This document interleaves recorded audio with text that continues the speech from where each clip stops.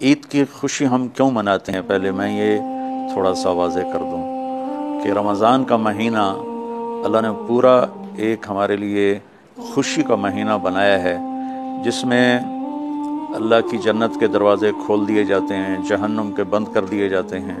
شیطان قید کر دیے جاتے ہیں، جنت کو روزانہ سجایا جاتا ہے،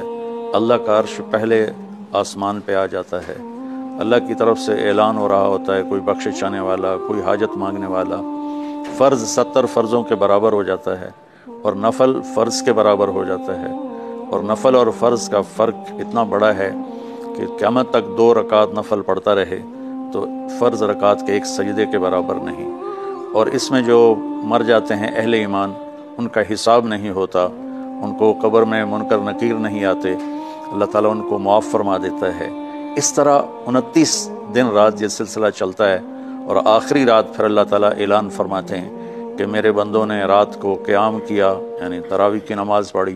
دن میں روزہ رکھا، تو میں نے اس پر ان سب کی بخشش فرما دی۔ تو اس خوشی میں پھر ہم